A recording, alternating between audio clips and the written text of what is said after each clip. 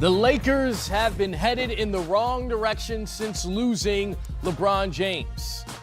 Lost their last 4 of their last 5 without LeBron. Tonight they face Timberwolves teams with a star in Karl Anthony Towns that is playing maybe his best basketball of his career.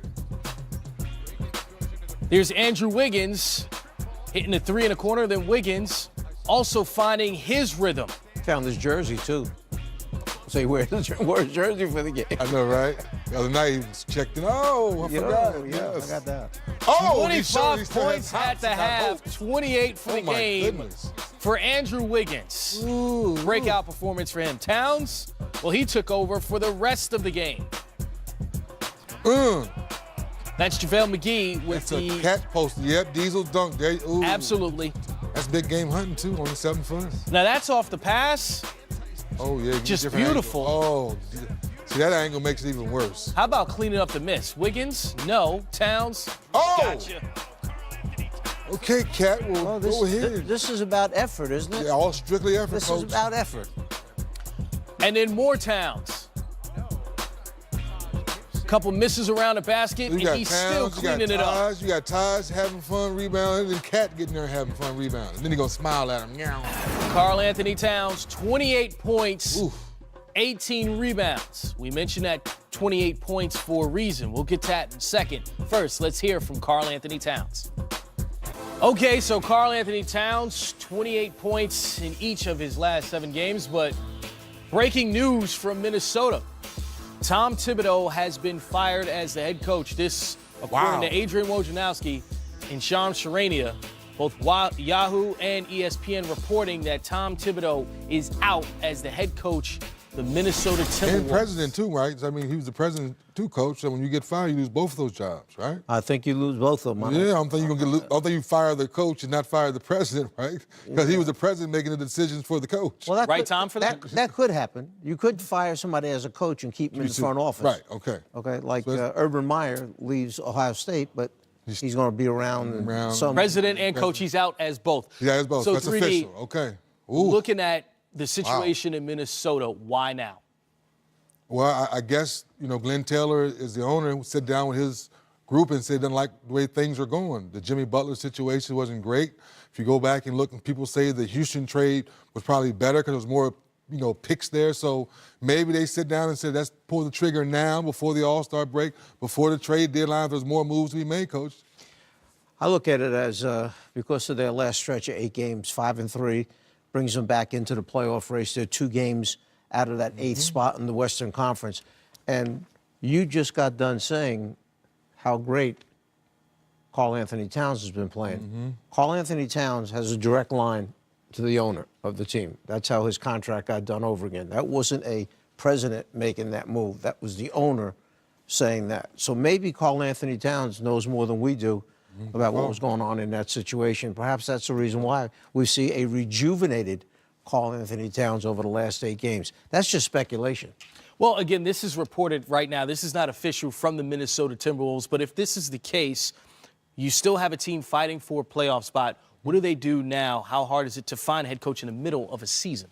I doubt that you make a move like that without knowing what direction you're heading in before. Right. Is it someone that's sitting out? And there are a number of recent head coaches that were fired that are sitting around, okay, that they might turn to. Or is there somebody within the organization that they have tremendous confidence in, that the players have shown the backing for that person, and that's who you turn to try and finish out, just like happened as Tyronn Lue took over in Cleveland and wound up finishing that season and was given the job full-time after that. Yeah, in most cases, Chris, you stay within because one of those, if not all of those assistants collectively can continue to preach the system versus bringing a brand new coach in now and trying to, like to your point, last 8 games, Catman is rolling. So for a brand new coach to come in, now he has to either know the system they've been playing to kind of keep things going that way, or to your point, Coach, you're going to the top assistant you have in there. Maybe Ed Pinckney, is their top assistant right now. I was just going to say. He's been around a long time, and maybe it's an opportunity. Ed Pinckney's been around a long time, has talked to a number of teams about possibly becoming their head coach.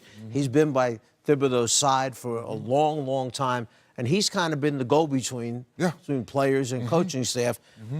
Why not give him a chance? If I think he deserves it. I think he deserves it. So it's be interesting. So apparently Ryan Saunders is reportedly going to fill in on an interim basis as a coach there in Minnesota. So when you hear that name, what's the first thing you think about, Coach? Think of his father, Flip. Yep. Okay? This young man grew up in a basketball household, and everyone who has worked with him has nothing but really good things to say about Ryan. So if that's the direction they're going in, you know he's going to work. You know he knows the game of basketball, and he obviously must be able to relate to the players because of the positions they've put him in within the organization. So if he's getting that shot, you wish him well, and we'll see the job he can do. Ryan's been around from day one, to your point, Coach, as a kid. The one short year I was there, he's always been one of those kind of kids that's related to the players. He's been with the organization. He knows where all the, as they say, where all the bodies are buried, so to speak. So I think he can fit in right away. And I think Cat and Wiggs and all those young guys that are there now, I think they would accept it as well. More on this situation as it progresses. So we see Tom Thibodeau reportedly out as the head coach there in Minnesota and also as president. Hey, shake it up, shake it up, shake it. Orlando and the LA Clippers. Tobias Harris won Aaron Gordon. Good start for Orlando. And whenever you get in the open court, DJ Augustine, you know who he's looking for. You're looking for that guy that jumps to the moon. Absolutely. Then it's Jonathan Simmons. You know, it's good to see Orlando playing defense and running the floor. Yes, with all that length they had, they need to be blocking shots like that. Is that Mo Bamba? Oh, no, that was Isaac said, get that shot out of here. Clippers getting back into it. They're poised. Tobias Harris, one of those poised players, hitting the mid-range. Then Danilo Gallinari, another one of those poised players. 19-4 run for the Clippers. Amazing when Gallinari stays healthy, how his teams can wind up winning games. That's right. Certainly played just 21 games last year, has been around this season. And Aaron Gordon, you know not to jump with him when he's flying through the paint like that. Wise decision. Yeah, you got to rotate quicker, Chris. Clippers keeping it going in the second half. There's Tobias getting a touch. Then Montrezl Harrell. The Energizer Bunny. Flexes his muscle. Old school, no? Yeah, Coach, he's old school. You love that. Oh, come on, man. He's not drifting out there to the three-point line. Then Lou Williams pushing the pace. A lot of Clippers highlights here, and you see that lead escalating. 15 points now, up that count to 17. Tobias Harris, 28 points, 9 rebounds. The Clippers get the win, 106-96. Brooklyn and Chicago. Jared Allen is a guy blossoming in front of our eyes. It's not just that afro. It's the offense and the defense. Well, there's the O. We call it Afro power. Blocking shots, dunking on people. Get that shot out of here, Afro power. He's earning that reputation on a defensive end. Listen to me, all the things that Rudy Gobert has done in the previous years to earn his name, he's starting to do the same thing now. And 19 points and 2 He's only blocks for 20 Allen. years old. Just getting started, Coach. Yeah. He's just getting started. Speaking of which, D'Angelo Russell knocking it down, and Damari Carroll doing the same, 20 points The veteran. for Damari. The veteran still getting it done. Shabazz Napier in the fourth quarter. You know, that's a guy with a clutch pedigree. Yes, good call, Chris. 18 points for him, and we got ourselves a 15-point Brooklyn lead. D'Angelo Russell. Oh, 28 ice water, points. ice water, ice water. 5 ice assists. water. Brooklyn gets the win, 117-100. Look at their record now, 20-21 in contention, competing in the Eastern Conference. Here's D'Angelo Russell following another win. And there's a game we're here to get you ready for. We the North, the Toronto Raptors and the Indiana Pacers. They tip off right here in just a few minutes. Those triple-double numbers. No question Scoring about just it. part of that story. And Victor Oladipo leading the surging Indiana Pacers, who have won 6 in a row and are rolling on the road against the Raptors.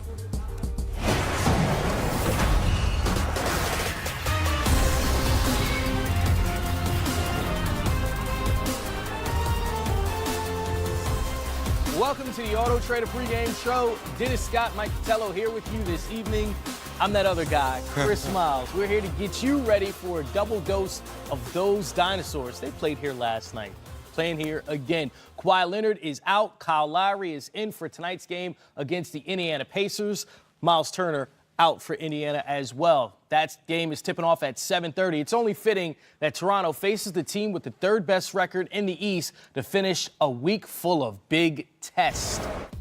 To start you out, earlier this week, Toronto started against the Stifle Tower and Donovan Mitchell. Kawhi Leonard scored a career-high 45 points to start the week with that victory. Then Thursday night, Kawhi Leonard, Danny Green returned to San Antonio for the first time since being traded to Toronto. Kawhi got booed. Danny Green received applause. Their former team spread it out to a 19-point lead, and the Raptors lost by 18 to those surging Spurs. And as seen right here on NBA TV, the Raptors bounced back on Saturday night against Milwaukee. Toronto used a 15-2 run in the fourth quarter, get their first win in 3 tries this season against the Bucks. Here's Raptors head coach Nick Nurse on his 2 stars, Kawhi Leonard and Kyle Lowry. What went into the decision to sit Kawhi out tonight?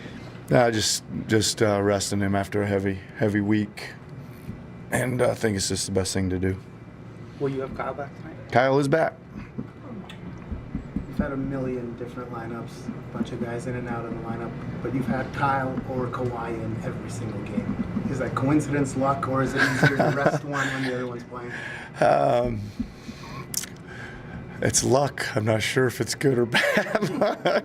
No, it's just coincidence, really. And,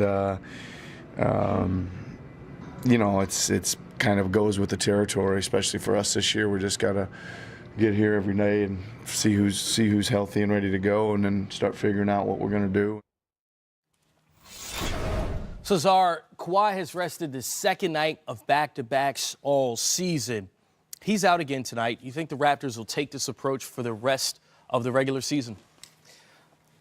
I wouldn't be surprised if they did. The reason being, they actually only have 4 remaining back-to-back. So they've done it this far, and the whole thing is based on, we know we're going to be in the playoffs. We know we're going to be a high seed. Why take a chance and hurt our main guy by playing him in a game that we really shouldn't be playing him in? Remember, last year he played, 9 total games last year. Now he comes back this year, and they started out slowly with him. But they would like to get to the point where they feel comfortable. But remember, nowadays, it's not just one guy making the decision anymore. You're talking about agents, players, doctors, GMs, a lot of people involved in decision-making. Including the head coach named Nurse. Now, who comes back? Kyle Lowry, a guy who's missed the last 6 games. Look, this team has been playing well without him. But with Kawhi Leonard out of the lineup, you heard Nick Nurse say, hey, it's good to have one or the other back in that lineup. Yeah, you want to have one or your 2 best players out there at all times, but obviously the injury bug has been there for both guys all season long. But to go back with Kawhi Leonard real quick, guys, it's now in later. It's now because you want to make sure he stays healthy for the playoffs, and it's also later, Coach, because you want to make all the right moves to keep this man happy, because you know this summer you have to have another conversation with him to make sure he stays. So that's why it's like the old candy. It's now and it's later to make sure everything stays sweet. You know, Lowry returning is really important to them because even though he's missed 11 games thus far this season, 6 in a row coming into tonight, remember, this guy's still second in the NBA in assists per game, right? Almost at 10, okay, the 10 mark. Then he's also listed free throw percentage, steals, minutes per game. This guy's really important to this team. All right, let's take a look now at the Dodge road trip ahead. And by that, we mean the Pacers started off their time away from Indiana Friday night with a win over Chicago. They've won 6 in a row. The last team to beat Indiana, the Toronto Raptors. 3D, this team is finding ways to get victories even when Victor Oladipo scores less. They're now 8-1 when Oladipo plays and scores less than 16 points. What does that tell you about the rest of this group and their evolution? Well, it tells me that Nate McMillan, coach, has done a heck of a job getting these guys in winning situations and having them feel confident. So when their best players out, they say, okay, we'll adjust a few things. We continue to share the basketball. We may run our offense through someone differently, but one thing stays consistent. We play hard every night. And that's one thing you can never take short about Nate McMillan, coach. Make sure this team plays hard every night. One similarity between both teams, they both have great depth. So when you're missing a key guy, they have somebody there to step up and take his place. And that's the opportunity for that guy to shine, and they need to take advantage of that.